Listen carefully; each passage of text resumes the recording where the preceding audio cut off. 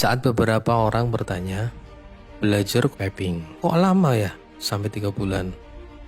Sekarang saya jelaskan kenapa bisa lama. Yang pertama, pelajaran yang diterima yaitu tentang materi material perpipaan dan istilahnya.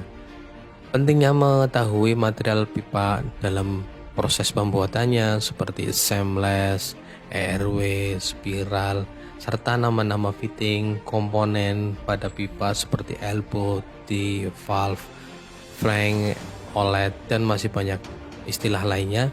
Tujuannya adalah agar bisa membaca bill of material yang tertera pada isometric drawing. Keuntungannya, jika dalam suatu proyek sedang berjalan, kita bisa ditempatkan di material control piping atau di warehouse. Tempatnya penyimpanan semua material-material yang akan dipasang, sehingga jika ada orang yang merequest suatu material dengan membawa gambar isometric drawing, otomatis kita bisa mengetahui kode dan bentuk material yang harus diberikan kepada orang yang merequest tersebut. Jadi, posisi yang ditargetkan adalah bisa menjadi material control piping. Materi kedua, pembelajaran AutoCAD Basic dan menggambar 2 dimensi. Sebagai teori serta bahan latihan adalah menggambar PFD, yaitu proses flow diagram, dan PNID, proses and instrument diagram. Dan diajarkan pula cara membuat komponen PNID agar bisa terpasang pada library AutoCAD secara langsung dan agar bisa digunakan sampai fase kerja. Tujuannya adalah untuk mengetahui dan bisa menggambar PFD dan PNID. Jadi, posisi yang ditargetkan bisa menjadi drafter proses.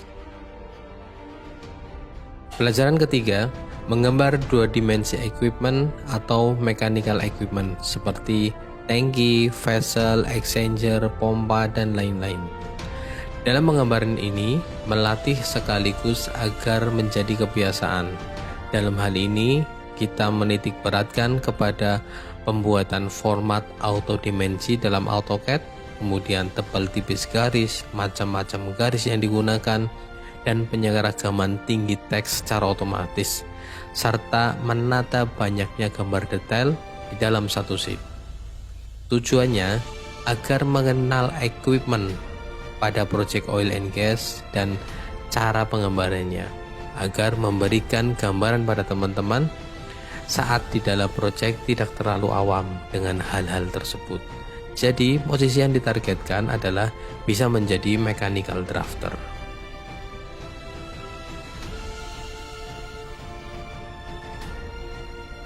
Pembelajaran keempat, menggambar 3 dimensi.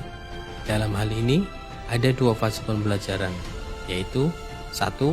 Membuat gambar 3 dimensi secara manual, yaitu menggunakan command AutoCAD Pure. Yang kedua, menggambar 3 dimensi secara otomatis menggunakan software 3D yang tidak bisa saya sebutkan. Setelah mengenal equipment yang telah digambar 2 dimensinya pada latihan fase ketiga, di fase keempat ini peserta diajarkan bagaimana membuat objek 3D-nya dengan acuan gambar 2 dimensi equipment dibuat tadi telah kita sebutkan di fase ketiga secara detail.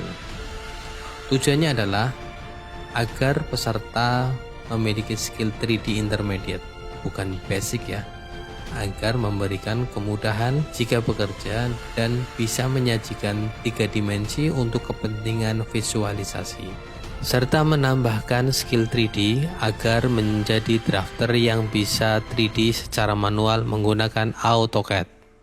Pembelajaran kelima, membuat 3D integrated project menggunakan software 3D yang tidak bisa saya sebutkan.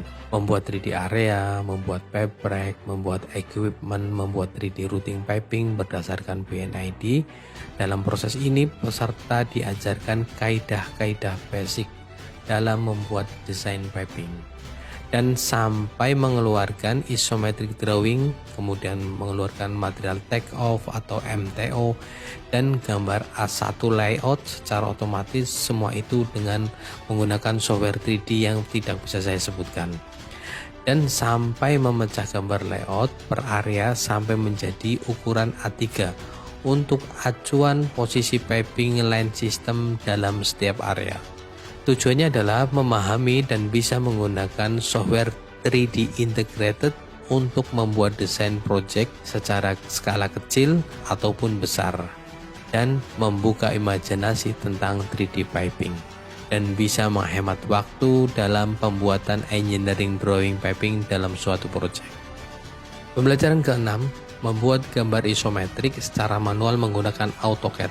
Sebenarnya, isometric drawing sudah terbantu dengan adanya 3D integrated software. Tapi di sini kita ajarkan cara membuat secara manualnya menggunakan AutoCAD agar jika bertemu kasus untuk menggambar perubahan atau revisi isometrik di AutoCAD bisa mengerjakannya. Pembelajaran ini dititik beratkan pada pemahaman simbol serta kecepatan dalam penggambaran dan tidak kalah pentingnya penempatan dalam ukuran kertas dan tebal tipisnya bisa terlihat indah dan rapi. Jadi posisi yang ditargetkan bisa menjadi drafter piping tentunya. Pembelajaran fase ke-7, membuat spool drawing manual. Dari proses pembuatan gambar isometrik secara manual atau ekspor isometrik dari 3D software integrated, itu semua masih butuh proses lagi untuk bisa digunakan dalam pekerjaan fabrikasi dan instalasi di lapangan. Proses pembuatan spool drawing inilah yang menjadi ujung tombak dalam pekerjaan piping, yaitu membuat well map atau peta pengelasan serta penamaan spool atau potongan rangkaian pipa agar bisa memudahkan fase fabrikasi serta moving material piping yang telah difabrikasi tadi dari workshop ke site project. Dan tidak kalah pentingnya untuk proses penginstalan dan otomatis akan memudahkan dalam sistem pengontrolan proses pekerjaan. Tujuan untuk menambahkan skill pembuatan spool drawing agar memiliki nilai plus dari para kompetitornya di perusahaan mereka bekerja. Jadi, posisi yang ditargetkan adalah menjadi drafter piping yang bisa membuat spool drawing secara manual. Karena pembuatan spool drawing biasanya di area site office sebelum fase fabrikasi dan erection instalasi itu dikerjakan. Pembelajaran fase ke-8, membuat DWR atau Daily Welding Report. Daily Welding Report ini dibuat menggunakan acuan spool drawing yang tadi telah diterangkan di fase ke-7. Karena di situ tertera nomor join welding, nomor spool, dan dimasukkan ke dalam Microsoft Excel sebagai data agar bisa direkod setiap kegiatan pengelasan atau join serta penginstalan spool piping sehingga bisa dipantau progres setiap harinya. Tujuannya adalah agar bisa menghitung total join atau spool yang telah diinstal setiap harinya. Dan tidak kalah pentingnya menghitung dia ins dalam setiap gambar spool drawing berdasarkan area, berdasarkan service, atau sesuai kebutuhan data yang diinginkan.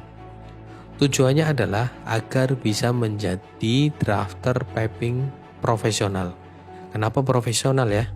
Coba cek dari awal materi betapa lengkapnya skill keilmuan yang disiapkan untuk bisa masuk ke dalam disiplin piping dalam tim engineering suatu proyek.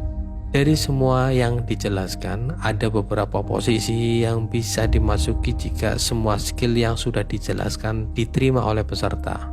Di antara semua yang telah dijelaskan, ada yang sangat penting yaitu keteguhan niat dan doa, karena menjemput rezeki dari Allah Subhanahu wa Ta'ala dengan belajar suatu skill keilmuan dunia sehingga mendapatkan materi dunia yang banyak bisa menciptakan ketenangan dalam beribadah kepada Allah Subhanahu wa Ta'ala dan bisa membahagiakan kedua orang tua serta mensejahterakan orang-orang di sekeliling kita. Tujuan akhir dari pembelajaran ini adalah bisa berkarya di dunia piping secara luas dan tidak terpatok harus menjadi drafter piping.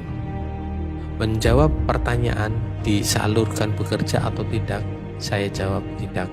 Karena rezeki bukan saya yang buat. Saya tidak mau menggantikan tugas Tuhan kita, Allah Subhanahu wa Ta'ala, pemilik rezeki. Kita diwajibkan untuk berikhtiar. Jika tertarik dengan pembelajaran kami, silakan hubungi pada nomor WA yang tertera pada page kami. Terima kasih.